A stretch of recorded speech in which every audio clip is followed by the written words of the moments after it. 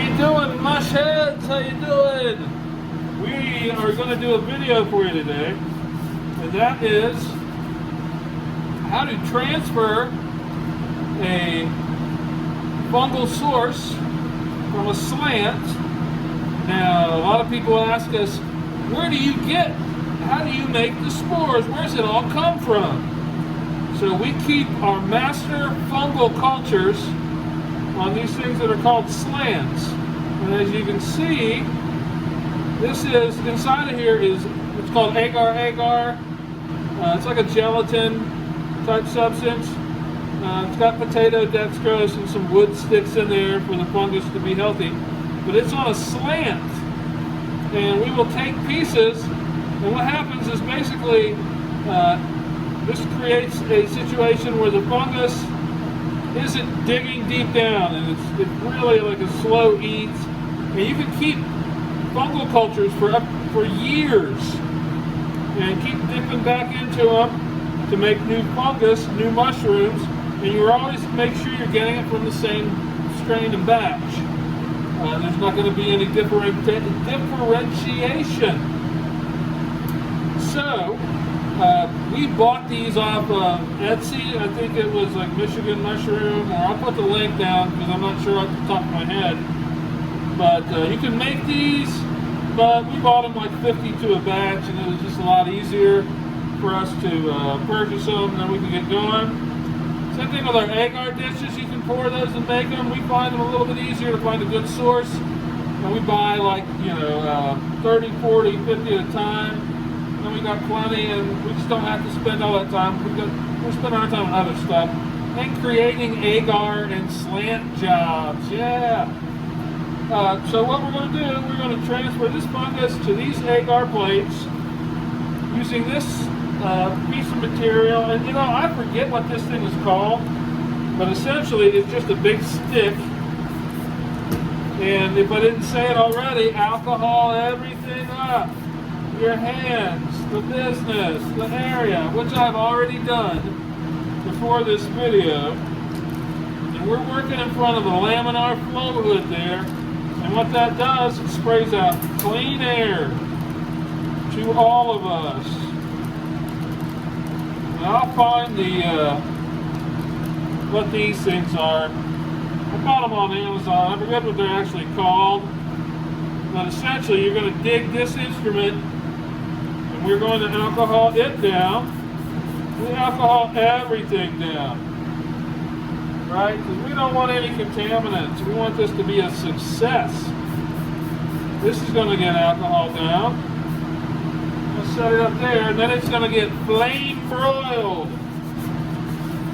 Flame broiled. And then we're going to use it to transfer everything. So I'm going to make sure all my business is good before we start these transfers. As I said before, I sprayed everything off on here with a spray of isopropyl before we started. And you know what? I'm going to do it again. Because I never got in trouble for being too careful when it came to contamination. It's not like that way for everything. You can be rewarded for being, too wild as a race car driver or a stunt man or something like that. Not when you're doing clean transfers in a lab. You want to keep your business super clean. So what I'm going to do, I'm going to get one of these little thingamajigs out. I'm going to prepare my instrument first, right?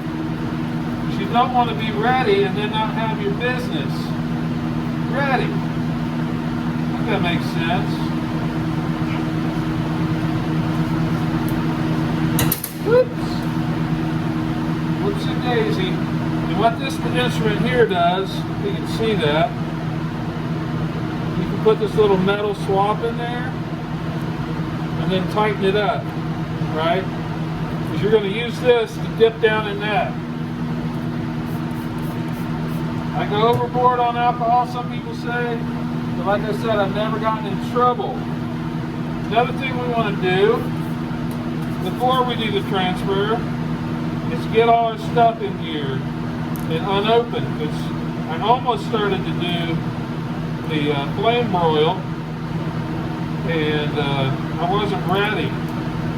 This way, we just want to keep this. We want to keep the cap on this as much as possible. We don't want, even though we are in front of a laminar flow and we're really reducing our chances of contaminants, you just don't want to.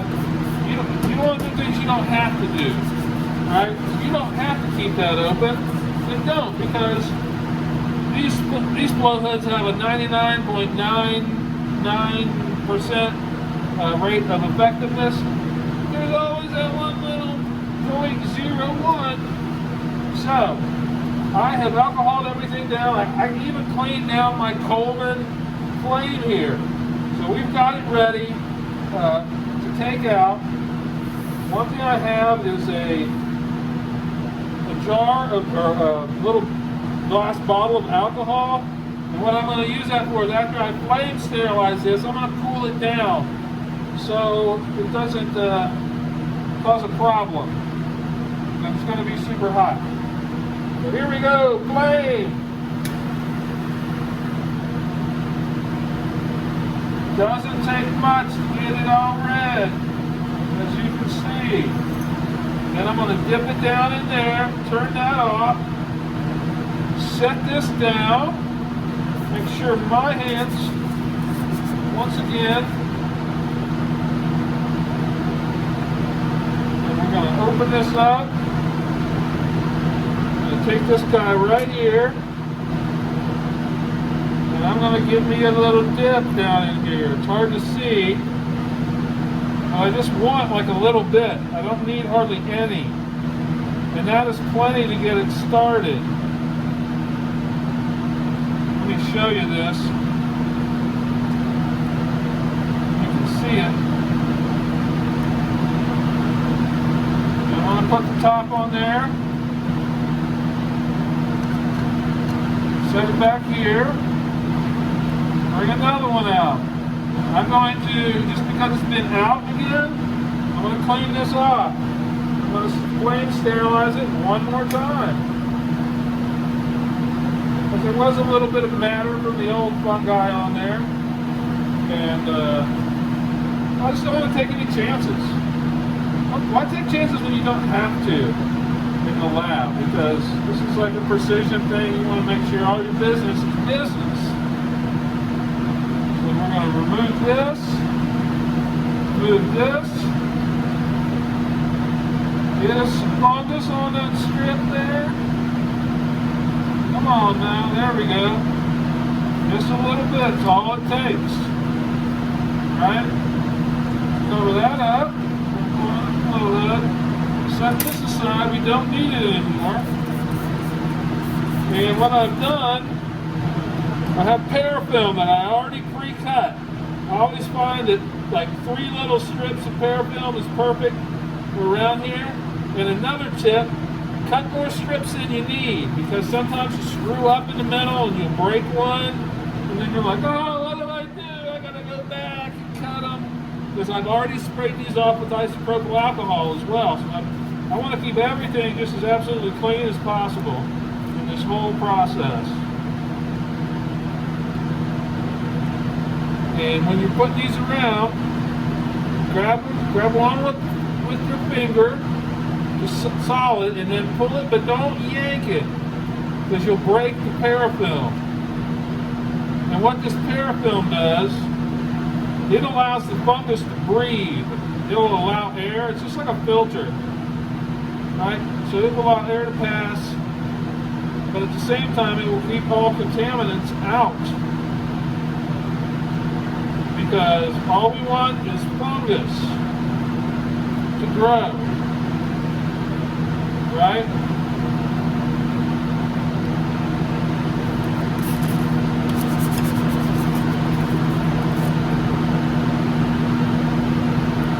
Come on now, there we go.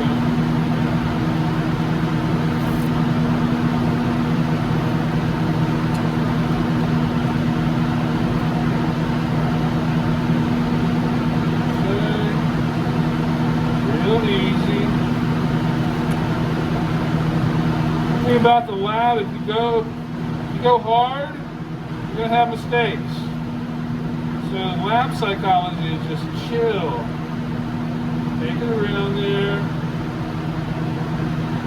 Feel it, you'll feel the tension on there. Because I have broken more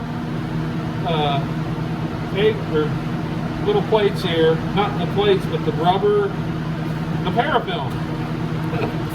Just said it. I've broken more parafilm by being like a little, just too vigorous. So we're going to take our slant and we're going to put some parafilm around it. Put it back in storage. We keep these in a refrigerator.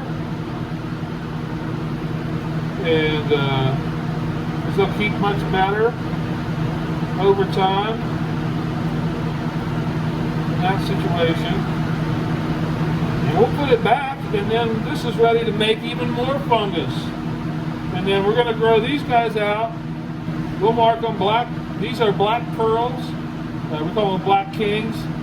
Wonderful mushrooms. We'll grow these out, and then once these are grown out, we will transfer samples of that to grain, and we'll show you how to do that in our next how-to video. And I hope you've enjoyed this today, this lesson on transferring fungus from your slants to agar plates. And we'll keep you up to date on all the progress, because we're going to not only make this into grain spawn, but we'll turn it into liquid culture as well. So that'll be an additional lesson. And you guys have a great day.